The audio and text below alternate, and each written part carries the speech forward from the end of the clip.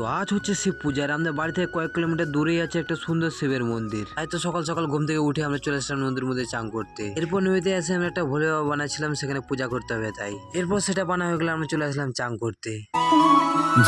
जय हो शंकरा। তারপর সেখানে চান করে পূজা দিয়ে চলে আসলাম বাড়ি।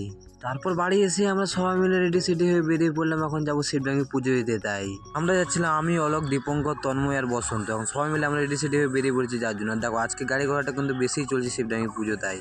আর প্রায় 10-15 মিনিট বাইক চালানোর পরে ফাইনালি আমরা চলে আসলাম শিবডাঙ্গি। আর আমরা আসছিলাম সকাল 7:30-8টার জন্য, এই জন্য আমাদেরকে বেশিক্ষণ লাইন দাঁড়াতে হয়নি, লাইনটা অনেকটাই ছোট ছিল। এরপর প্রায় 50-60 মিনিট লাইন দাঁড়ানোর পরে ফাইনালি চলে আসলাম আমরা মেন গেটের সামনে। আর আমাদের ছেলেদের লাইনটা অনেকটাই ছোট ছিল, এই জন্য আমাদেরকে আরো বেশিক্ষণ ওয়েট করতে হয়নি। এরপর ভিতরে ঢুকে যে এত ভিড়ের মাঝখানে ফাঁসি যাবো সেটা আশা করিনি। আর এখানে ভিড় হওয়াটাই স্বাভাবিক, কারণ এখানে দূর দূরান্ত থেকে হাজার হাজার মানুষ আছে পুজো দিতে। এরপর সেখানে অনেকক্ষণ ভিড়ের মাঝখানে ওয়েট করার পরে ফাইনালি আমরা চলে আসলাম ভিতরে ঢোকার জন্য। আর তোমরা যারা আশেপাশে থেকে আসো তারা তো অবশ্যই চিনো এই মন্দিরটা কতটা জাগ্রত এই মন্দির। আর এই সমস্ত মহাদেবের ভক্তরা সত্যি অনেক ভাগ্যবান যে এমন ভাবে পুজো দিতে পারে। মন্দিরটা বাইরে থেকে যতটা দেখতে সুন্দর তার থেকেও বেশি সুন্দর তার ভিতরটা।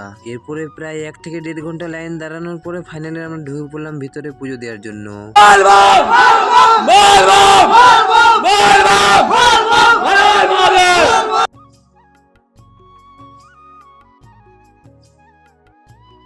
এরপর সেখান থেকে আমাদের পুজো দেওয়া হয়ে গেল, আমরা বেরিয়ে পড়লাম বাইরে। আর দেখুন হাজার হাজার মানুষ এসেছে পুজো দেওয়ার জন্য দূর দূরান্ত থেকে। তোমরা যারা মহাদেবের ভক্ত আছে এখনো এই মন্দিরে আসো না, তারা একবার হলেও এই মন্দিরে আসো।